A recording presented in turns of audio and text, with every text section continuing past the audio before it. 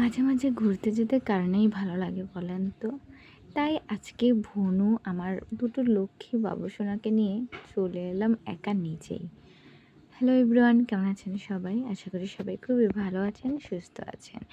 যে যেখান থেকে আমার ভিডিও দেখছেন, যদি আমার ভিডিওটি ভালো লাগে তাহলে স্কিপ না করে বোনটার পাশে থাকবেন। সো এই যে আমি আমার বাবুসোনা দুটোকে নিয়ে একটু রেল রাস্তার পাশেই হাঁটছি।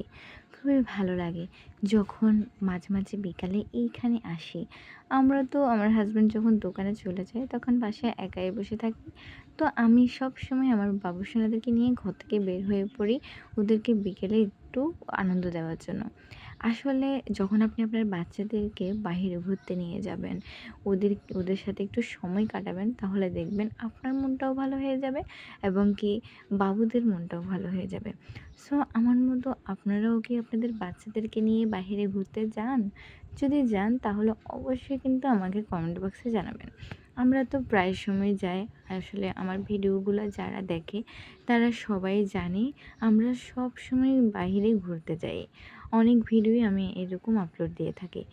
এই যে আমার দুটো বাবুসোনা, তার মধ্যে আমার ছোট্ট বাবুসোনাটা তো অনেক বেশি দুষ্ট।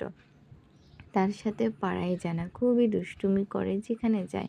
আর এই পাশে দেখেন আমার বোনটা কতই না দুষ্ট। ও বলতেছে, তোরা কেন একা একা ভিডিও করবি, আমাকেও তবে ভিডিওটা করে নে, একটা করে দে না দিদি, কতই দুষ্ট। সো আমি ওর একটা ভিডিও করে নিলাম। হুম, হ্যাঁ বাবা, এদিক থেকেও আসে, এদিক থেকেও আসে। তুমি ট্রেন দেখতে পছন্দ করো? কত পছন্দ করো? অনেক বেশি? বাবা, কোথায় আছো? কি করো তুমি?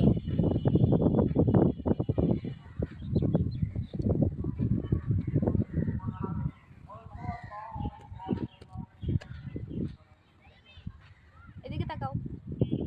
পাপা, পাপা।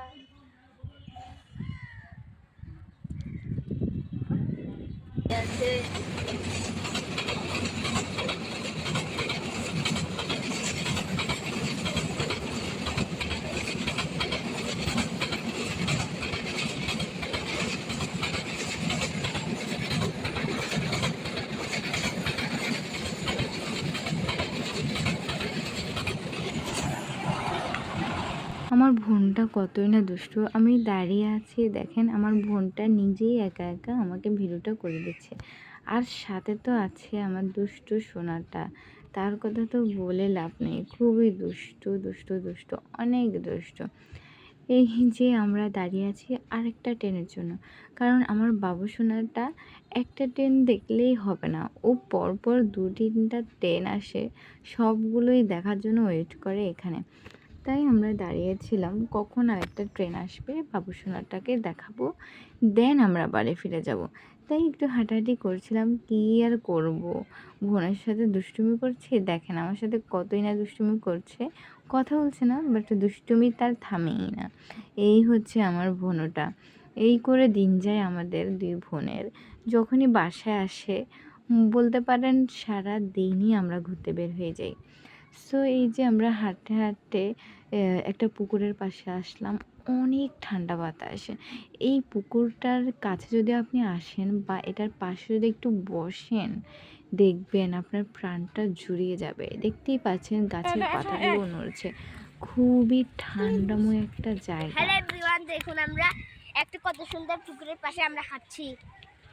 নদী বিকাল হইলে এখানে খেলে, তাই না?